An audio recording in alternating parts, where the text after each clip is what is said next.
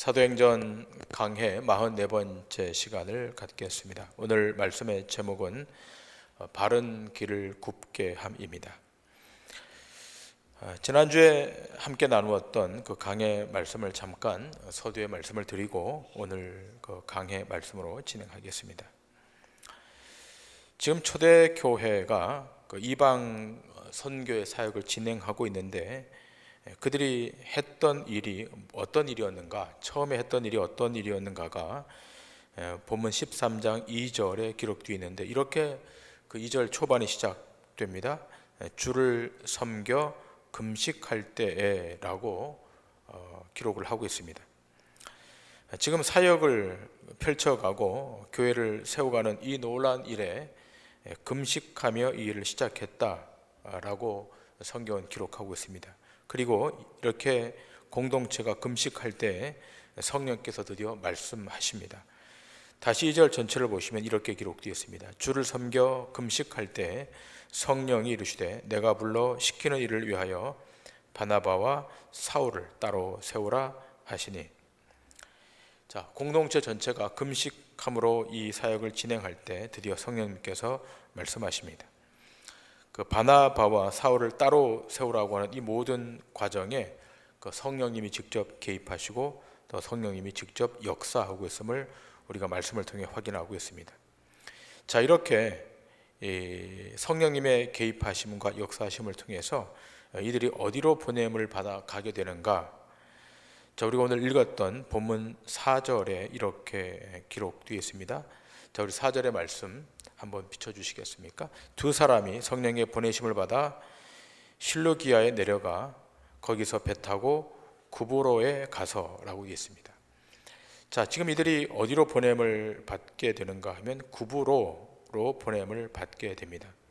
여러분, 구브로는 그 지중해에 있는 한 섬입니다. 지금의 지명으로는 키프로스라고 하는 섬인데, 자, 지도가 하나 올라오게 될 텐데요. 자, 여러분 지도를 보시면 이 터키가 있고 그 밑으로 좀 더 내려오게 되면 그 좌측에 키프로스라고 하는 섬 하나가 있습니다. 자, 이들이 지금 어디로 보냄을 받게 되는가 하면 성경의 지명으로는 구브로, 또 이 지도 현대 지도명을 펴놓고 보면 키프로스라고 하는 섬으로 보냄을 받게 됩니다. 여러분, 지도에는 보이지 않지만 이 섬의 동해안은 살라미라고 하는 곳이고 또 서해안, 서쪽으로는 오늘 본문에 등장하고 있는 바보라고 하는 곳입니다. 자, 이 구브로 섬에도 유대인의 회당이 있었던 것으로 기록이 되어 있습니다. 자, 그러니까 복음을 전할 때 가장 먼저 복음을 전했던 그 대상은 유대인들이었고 그 유대인들에게 복음을 전하고자 하다 보니까 유대인들의 회당에서 복음을 증거했던 것입니다. 그리고 만일 이 유대인의 회당에서 복음을 증거했다가 배척을 당하면 다시 이방인에게로 복음을 전달하는 모습을 보게 됩니다. 그러니까 1차 대상은 유대인이었고 2차 대상은 이방인이었다는 것입니다. 자, 그런데 이 구브로의 살라미에서 복음을 전했지만 거기서 거의 결실이 없었습니다. 자, 그래서 이 섬을 가로질러서 서쪽에 있는 바보라고 하는 곳에 이르게 됩니다. 여러분, 우리가 흔히 그 성령의 인도를 받고 또 성령의 보내심을 받아 그 사역을 펼쳐가게 되면 거기 하나님의 역사가 막 나타나고 또 초능력이 나타나서 복음을 증거할 때마다 그 복음을 받는 사람들이 하나님 앞으로 돌아오고 무릎을 꿇고 회복되는 역사가 있을 것이다, 이렇게 생각을 합니다만 그것은 굉장한 오해입니다. 자, 지금 본문의 분위기를 보시면 자, 성령께서 친히 말씀하시고 바나바와 사울을 따로 불러 세우셔서 지금 이 복음의 증거의 역사를 하지 않습니까? 그리고 그냥 하게 하는 것이 아니라 초대교회 공동체 전체가 다 함께 금식하고 함께 기도하고 그렇게 해서 이 두 사람을 파송했던 것입니다. 자, 이 정도로 초대교회가 열심히 준비하고 성령의 인도를 따라서 이렇게 파송했다면 이 두 사람 가는 곳에 놀라운 일이 일어나야 되지 않겠습니까?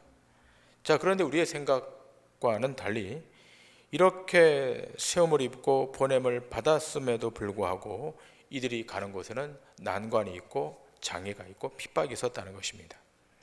자, 그 이유가 뭔가?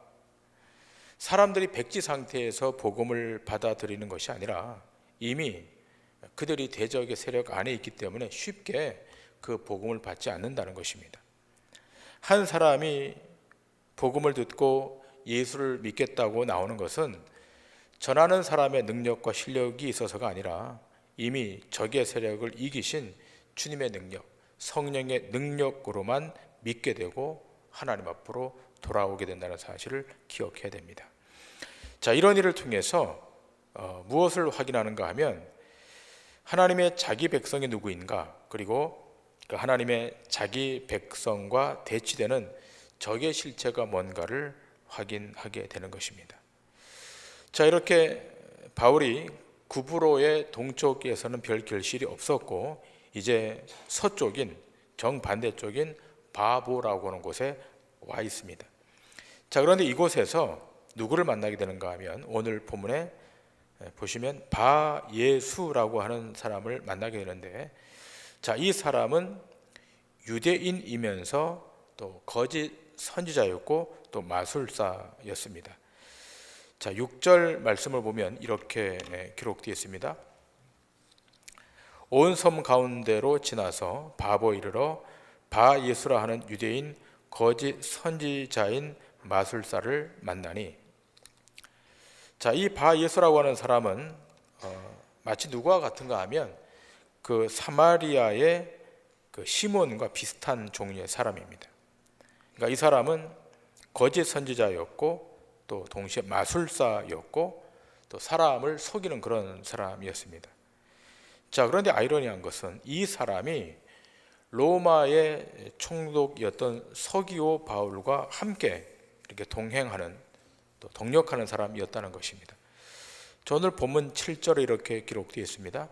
그가 총독 서기오 바울과 함께 있으니, 자, 이렇게 마술사였고 거짓 선지자였던 이 사람이 누구와 함께 있었는가 하면 총독 서기오 바울과 함께 있었다, 이렇게 본문은 기술하고 있습니다.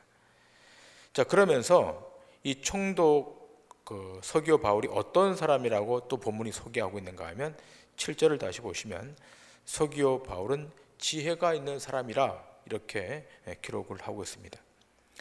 자, 어떤 면에서는 이 사람이 분별력이 있었던 사람이라고 하는 것을 오늘 성경이 소개합니다. 자, 그래서 이 바나바와 사울을 청해서 그들이 전하는 이 복음을 듣고자 이 서기오 바울이 그들을 청합니다. 자, 그런데 이 바예수라고 하는 사람이 그 바나바와 사울을 대적하면서 총독으로 하여금 이 복음을 듣는데 믿지 못하도록 방해하는 것입니다. 자, 그러자 사울이 어떻게 하는가 하면 성령이 충만해져서 이 바예수를 향해서 강력하게 대적의 메시지를 증거합니다. 그리고 저주를 퍼붓습니다. 자, 오늘 본문 9절부터 12절에 이렇게 기록되어 있습니다. 바울이라고 하는 사울이 성령이 충만하여 그를 주목하고 이르되 모든 거짓과 악행이 가득한 자요 마귀의 자식이요 모든 악의 원수요 주의 바른 길을 굽게 하기를 그치지 아니하겠느냐. 보라, 이제 주의 손이 내 위에 있으니 네가 맹인이 되어 얼마 동안 해를 보지 못하리라 하니 즉시 안개와 어둠이 그를 덮어 인도할 사람을 두루 구하는지라. 이에 총독이 그렇게 된 것을 보고 믿으며 주의 가르침을 놀랍게 여기니라. 자, 바예수라고 하는 사람이 이 총독으로 하여금 복음을 듣지 못하게 하니까, 자, 오늘 본문에 등장한 사울, 나중에 이분이 사도 바울이 되지 않습니까? 뭐라고 말하는가 하면 모든 의의 원수여 주의 바른 길을 굽게 하기를 그치지 아니하겠느냐. 그러면서 네가 즉시 눈이 멀어서 맹인이 될 것이다. 그랬더니 그 저주에 따라서 그가 맹인이 되어버리는 이런 놀라운 기적이 이제 일어납니다. 자, 여기 등장하는 이 사울이, 자, 이름이 이제 바뀌게 되죠. 바울로 이름이 이제 바뀌게 됩니다. 자, 사울이라고 하는 이름은 히브리식의 이름인 것이고 바울이라고 하는 이름은 로마식의 이름인 것입니다. 그러니까 지금 이 사도행전에는 사울과 바울이 이제 혼재돼서 쓰게 되는데, 이 사울은 히브리식 이름인 것이고 바울은 로마식 이름인데, 자, 이제부터는 이 사울이 바울로 이름이 바뀌어져서 이제 바울의 이름으로 쓰이게 됩니다. 자, 이건 의도가 있는 것입니다. 사도행전 기자인 누가가 사울의 이름을 쓰다가 사도행전 13장에 와서 사울의 이름을 바울의 이름으로 바꾸는 것은 어떤 의미가 있는가 하면, 이제 이 복음이 이방 지역을 넘어 로마가 지배하고 있는 모든 지역으로 전달될 것임을 시사하고 있는 것입니다. 자, 사울의 이름, 이 히브리식 이름, 유대식 이름에서 바울의 이름, 로마식의 이름으로 이 이름이 바뀐다고 하는 것은 무엇을 우리에게 암시하고 있는가 하면, 이제 이 복음이 이방 지역, 그 유대 지역에서 어디로 뛰어넘는가 하면 로마가 지배하고 있는 모든 지역에 복음이 전달될 것임을 암시하면서 이 이름을 바꾸는 것입니다. 자, 이제부터는 이름이 이제 바울로 불려지게 되는 것입니다. 자, 그런데 이 바울이 바 예수를 향해서 아주 저주를 퍼붓지 않습니까? 그리고 그 저주의 가장 중요한 내용은 뭔가 하면, 내가 바른 길을 굽게 만드는 악의 원수다라고 이제 메시지를 전달합니다. 바른 길을 굽게 한다. 그러니까 여러분, 여기서 우리는 무엇을 확인받게 되는가 하면, 이 사단에게 속한 자의 특징이 뭔가를 확인받는 것입니다. 이 사단에게 속한 자는 굽게 만드는 특성이 있다는 것입니다.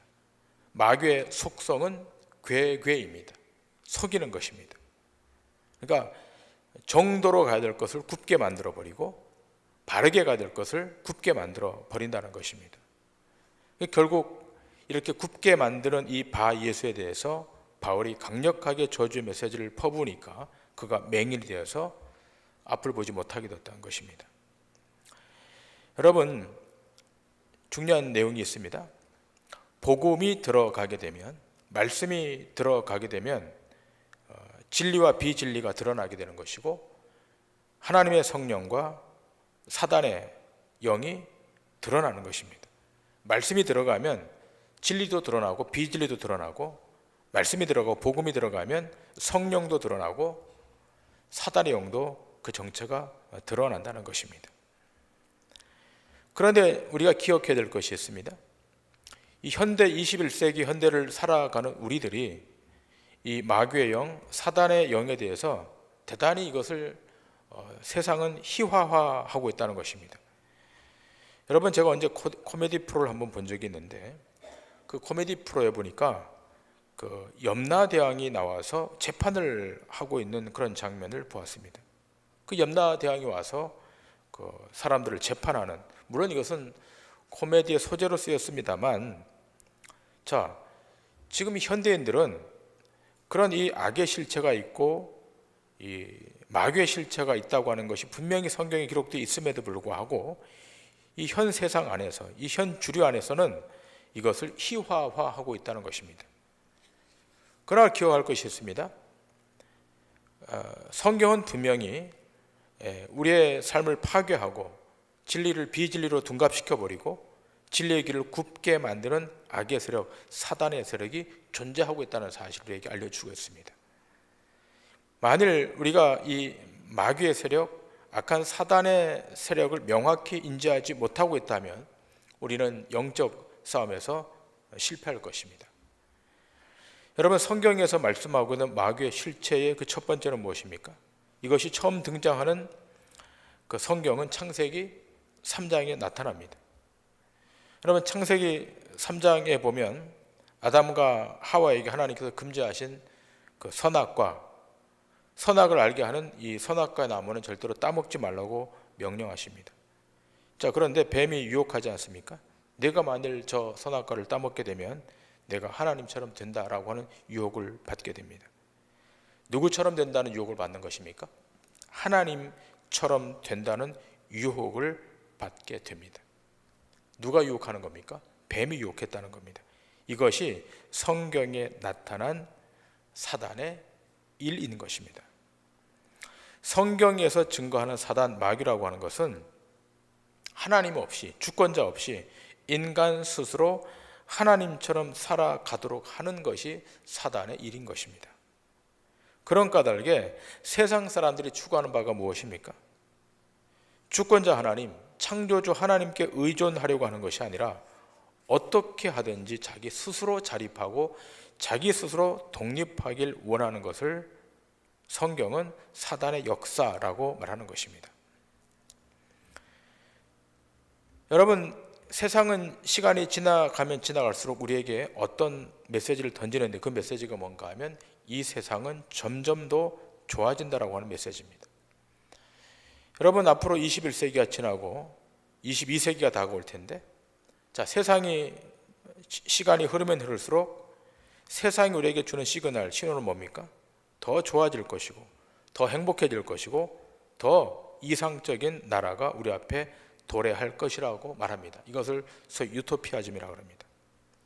그러나 성경은 절대로 세상을 그렇게 유토피아로 그리고 있지 않습니다.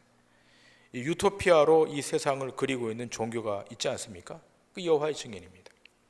그러나 성경은 분명히 이 세속 나라는 심판받을 나라인 것이고 알파로 오셨던 하나님이 오메가로 이 땅과 이 역사를 닫으실 것이라고 말씀합니다.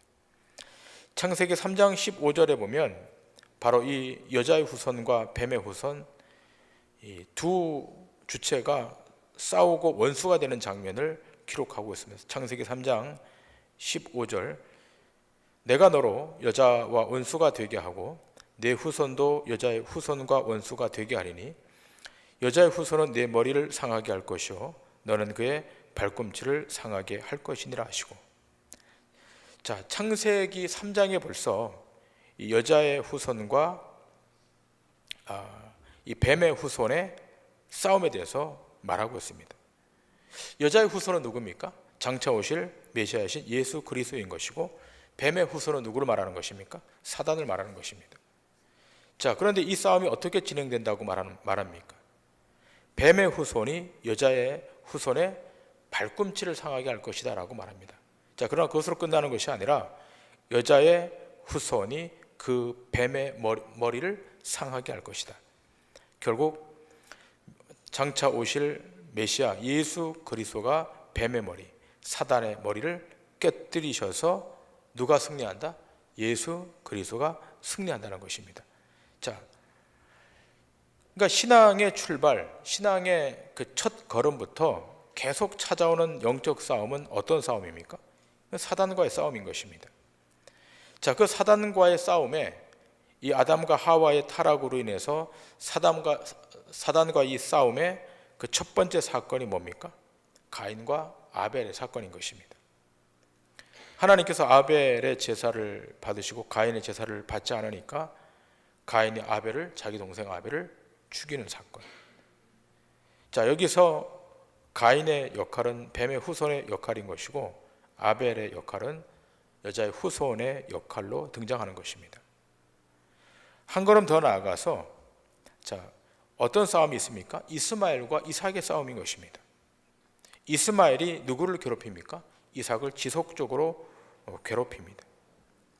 약속의 자식은 이삭이었기에 이스마엘이 그를 계속 괴롭히고 이 이스마엘은 그 약속의 영역에서 쫓겨납니다. 한 걸음 더 나아가서 누구의 싸움도 있습니까? 에서와 야곱의 싸움도 있습니다.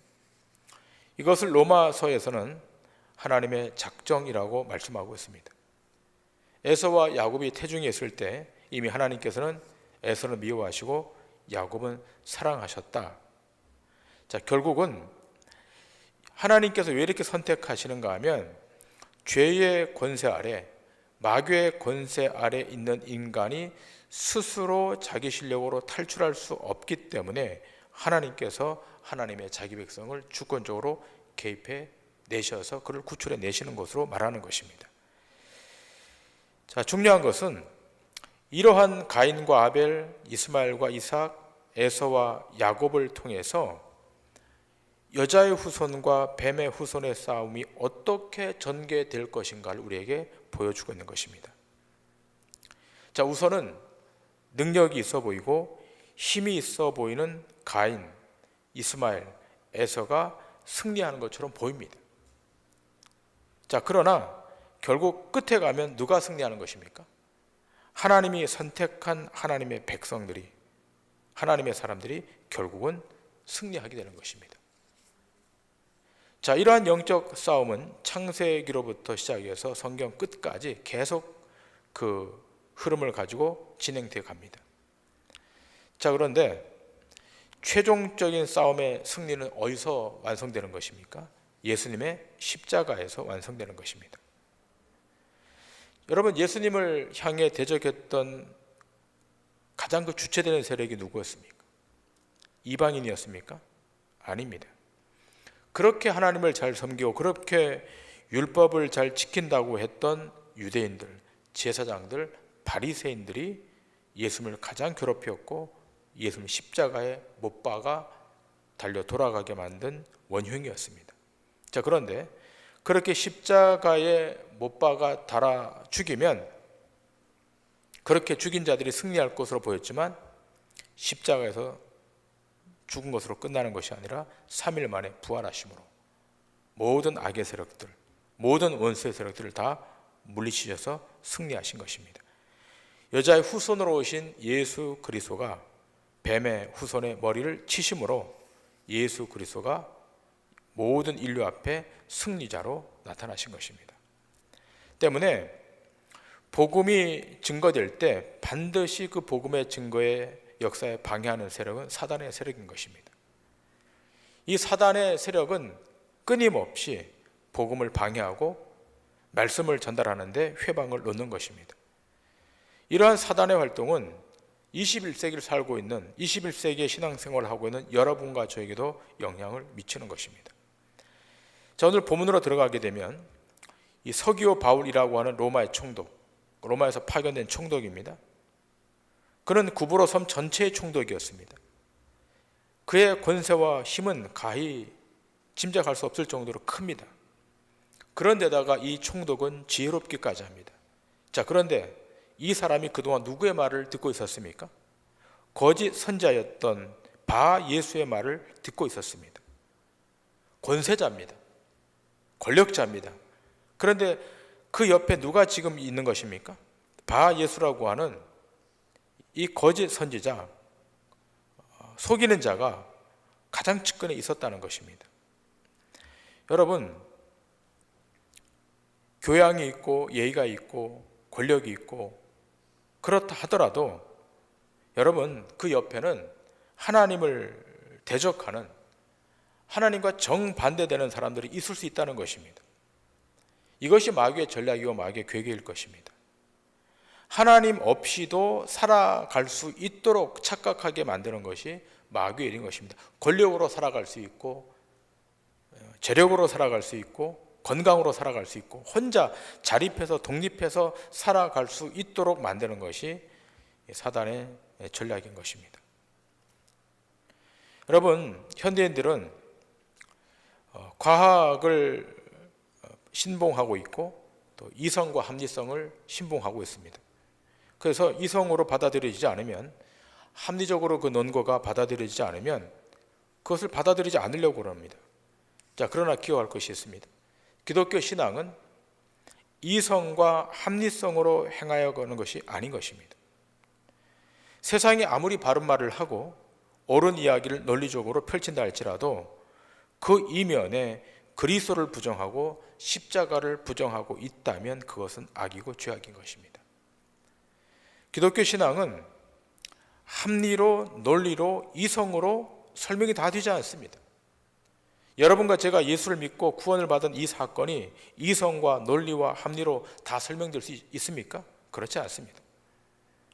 세상의 철학자가, 세상의 사상가가 아무리 바른 논리를 가지고 전달한다 할지라도 만일 그 이면에 그리스도가 부정되고 십자가가 부정되고 있다면 그것은 비진리인 것입니다. 그것은 악인 것입니다.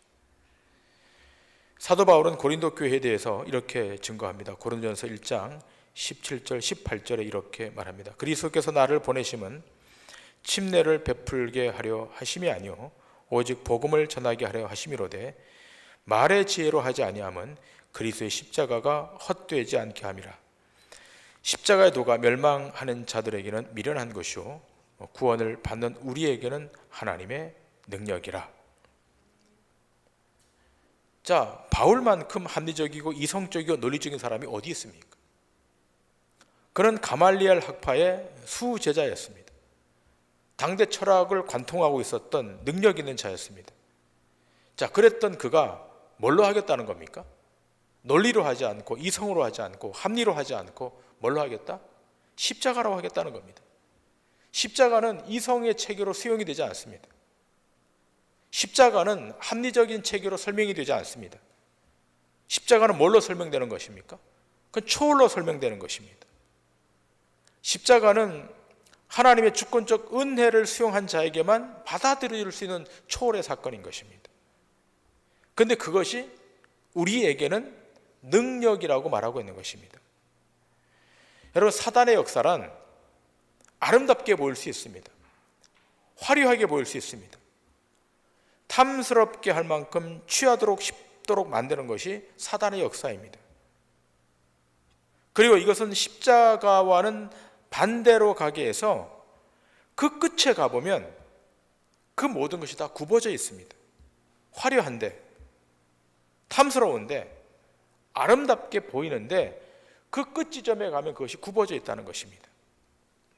그러나 우리가 십자가로 행하고 복음으로 실행하면 굽은 것이 펴지고 정도에서 이탈되었던 것이 다시 진리의 길 안으로 들어오게 되는 것입니다. 여러분의 삶의 궤도가 세상의 그 무엇에 영향을 받으면 안 되는 것입니다. 구부러지면 안 되는 것입니다.